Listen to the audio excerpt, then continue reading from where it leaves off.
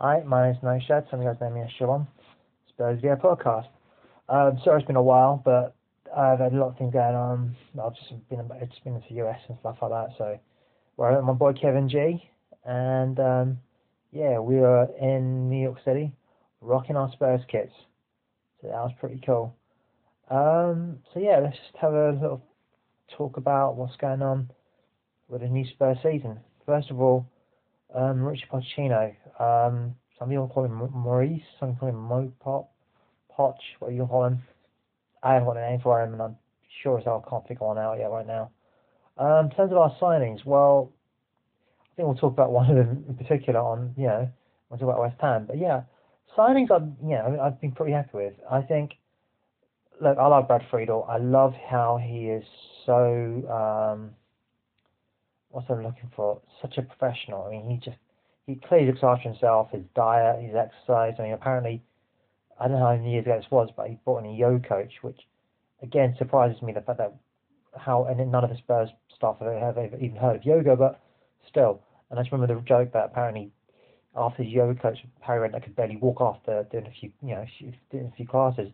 But he's obviously a very professional. Obviously, with our interest in US, which have now been enhanced by our signing Yedlin, who I have no idea about, but I do know Seattle Sounders they are amongst the wealthiest of the clubs in the MLS, so for a player of his caliber to be able to come through the ranks is an incredible achievement, and hopefully we can do well with him. And we all saw the US, let's face it, the US is better than the English team, so hopefully someone like DeAndre, he can only bring in US numbers just in terms of people just watching us. Seattle happens to be an extremely football mad city apparently, and they regularly get like 30 to 40,000. So I think that is a feather in our cap. And yeah, things that'll be interesting. Eric, the lad we bought from Ben Davis, the lad we bought from Swansea. I'll be tell you honest, when I thought of the good Swansea players last season, he wasn't one of the players I thought of. I mean, you generally tend to think, oh, Michu's a threat, or you don't really think of him. You didn't really think of Ben Davis, but he's a solid left back. Clearly, for whatever reason, they don't think that Zeke Fries is quite ready at left back to cover for Danny Rose. Jan Vertonghen doesn't like playing left back. He does it for Belgium, but I think a lot of players for their national side at the World Cup will kind of make a few sacrifices. I'm just guessing. But, for me, yeah, I think we lack cover at left back. Ben Davis can slot in there. Hopefully we'll see a bit more of Danny Rose. I think Danny Rose is a bit unfortunate that obviously his lack of height goes against him. But, as an attacking fullback, he has quality sometimes, especially when he puts the good cross in. The problem is he's not always been good at putting those crosses in. In terms of, Michel Vaughan, I think that's a great signing. I think, he was someone that I was looking at a few years ago to replace him or Tim Krul. And, he's not over the tallest goalkeepers, but he's good at his feet. He's good with that high pressing line. And we all know that, when we lost Hugo Lloris for a couple of games, he's probably our most important player. We need someone that can come in and play the high line. One of the reasons we lost against Newcastle was that Brad Friedel, he's 43, he was 42 at the time. There's no way he's going to play confidence lines quickly, and he likes to play a certain way. So I think if something happens to Hugo Lloris, which I hope it doesn't happen injury-wise, and hopefully it doesn't ever leave us anytime too soon, then you need someone who can play a similar style, so the defence can get used to that. So defensively, that is where we're weakest, and that's where we've looked to improve. A little bit more on Eric Dier a bit later.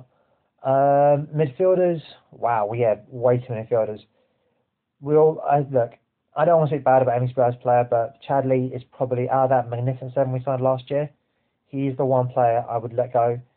I just saw him when he came on against Man United at Old Trafford. But Old Trafford is intimidating, without a doubt, and it can, for any player. But he just seemed to be so lethargic, just not putting any energy. And I thought, wow, this is a big guy. I mean, he's bigger than Jan Vertonghen. He's a big, huge guy. He's not exactly slow.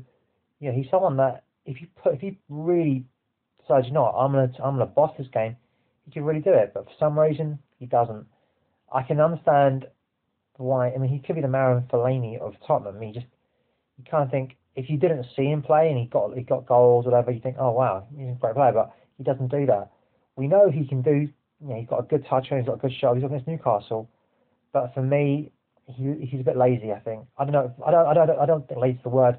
He just hasn't got that desire to put it 110%. He just hasn't. I don't know. Maybe I don't see it myself. So he's someone I'd let go. If not on a transfer, then definitely on a loan. And so let's say, look, he's the Premier League because this is what you're going to have to do. And hopefully he'll come back a solid, better player. You know, one can hope. And if not, we can at least recoup some of the transfer fee that we gained him for, and then make a few, hopefully break even even make a profit on selling him. So yeah, but the other midfielders, we've obviously got rid of Jake Livermore. I can't think of any more. I mean, we definitely don't need any more midfielders. Obviously, I'd like a wing forward. Ideally, I'd like Remy to come in. But if he doesn't, I wouldn't be too disappointed because really, you want to play someone like Remy up front. So yeah, that is the only player that I wish we had got. But no, I'm pretty happy. You know, all things considered. Obviously, Paulinho, where he's going to fit in Dembele. I think Dembele going purely because he hasn't got that passing game. He carries the ball brilliantly, but I don't know. And the other two players that three players that are under threat. I think Michael Dawson's clearly under threat. Yeah, he was fit. Oh, he had they said a nod, but he clearly didn't start. He chose Eric Dier over him, and chances are Eric Dier will get another nod over him again. So I can see Michael Dawson going. Yunus Kabul, I actually knows a lack of speed, but he didn't seem to have that power that he normally had. The way the West Ham players are really pushing him about. Maybe that's just a big Sam style, but Yunus Kabul, I remember a few years ago, he was a monster. He was absolute colossus. You couldn't, so powerful, so strong, powerful. He sort of lost a little bit of speed, maybe, but I don't know. But that's what some of my friends are saying. So I think he's someone on a threat. Sandro is another player on threat. For those of you who don't know, when I was in the States, I took a picture of Sandro's shirt and had Henzo Gracie in it. And Henzo Gracie is a member of this Brazilian noble house, kind of like Game of Thrones. And I had Henzo and Sandro tweeting at each other. I just I hold on the shirt and I'm like, thank you, Sensei Henzo. And Sandro's going, Jiu-Jitsu ne veia, which I think means Jiu-Jitsu in the vein. And Henzo's going like, and in the heart. And Sandro's just something else. I haven't got a clue what they're saying. But that was weird. So it was like two noble families from Brazil tweet each other like Game of Thrones. So yeah, that was pretty cool. But Sandro, here's the thing. They did this thing on was it some Fernando plays for Man City, and the way he just mopped things up. He was always in the right place at the right time, putting that clearance in. Incredible energy. We all know Sandro can do it. I mean, I remember that game against Milan. He was like Spider-Man. Just an incredible sense of just knowing where to be at the right time. Obviously, he's had a horrendous injury, and it takes a while for players to recover from it. He took him. He had the whole season. He was injured for the rest of the season. Came back. And then, what happened, never really kind of made that form. Obviously, the managers changed. It was very, very difficult for him. I'm hoping that he can recover his form and show us the beast that he is. In terms of other players, no, I'm trying to think, no.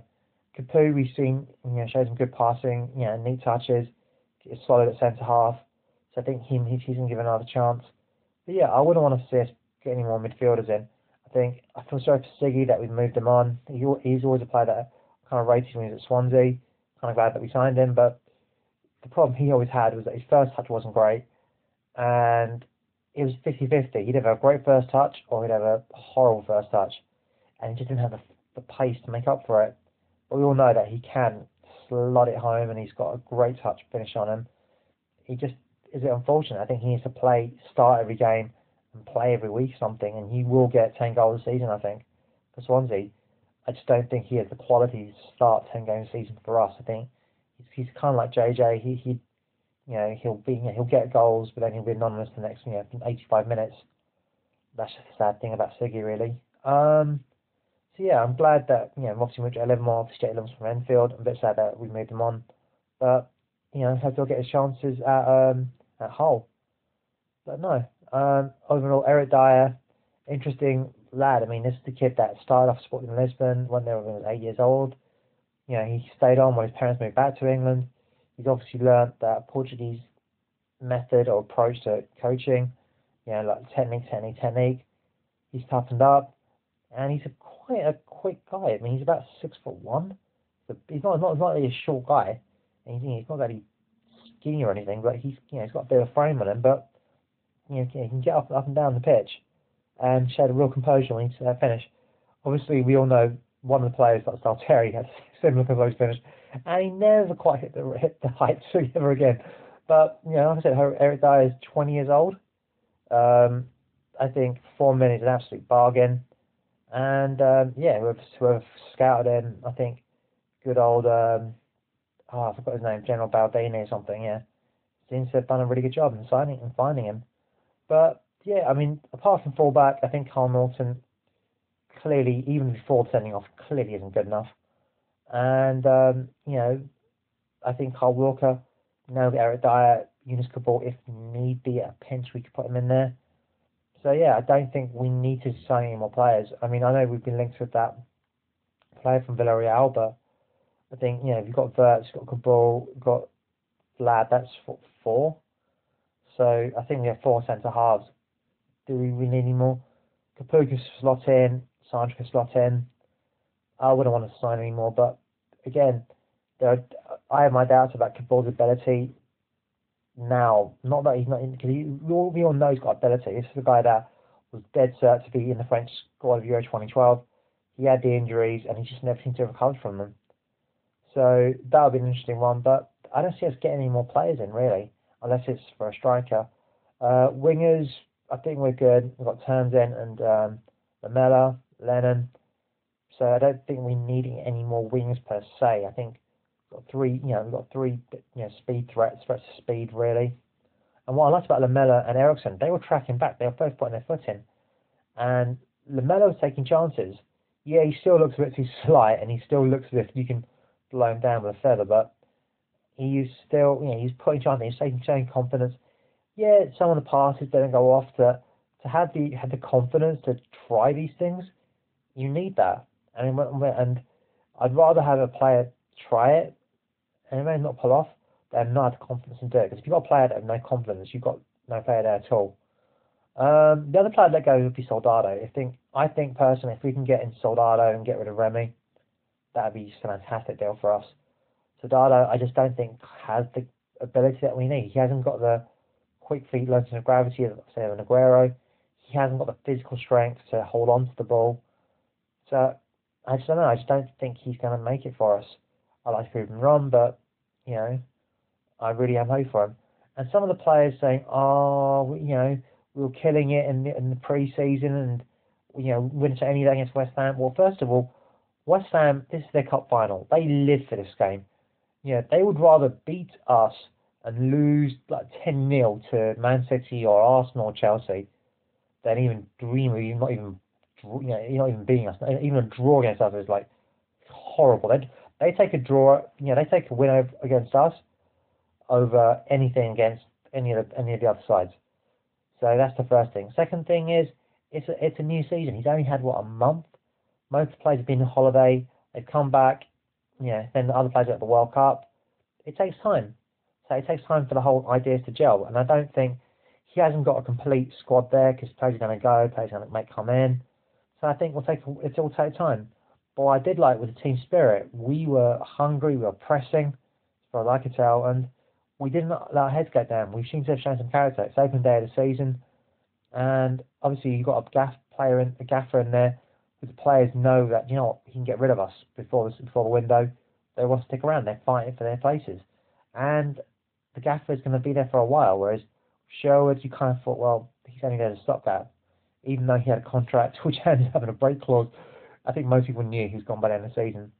So yeah, so shout outs to the new Spurs Youth Army. For those of you who don't know, I was in the States. I bought a whole bunch of Spurs shirts. Not that I'm trying to convert people to the to the Spurs faith, but yeah. So shout outs go to Emily, Tim, James, AJ. Hope you're going to be rocking that Spurs shirt this Sunday you know, when we play QPR, even if it is so some god awful times like 7 in the morning for you guys. So I am so it's time zone. No, not as like when I talk about watch the UFC. There is a game against the Greek side of Limassol, so that's in the evening, but that's still in the middle of the day for you guys.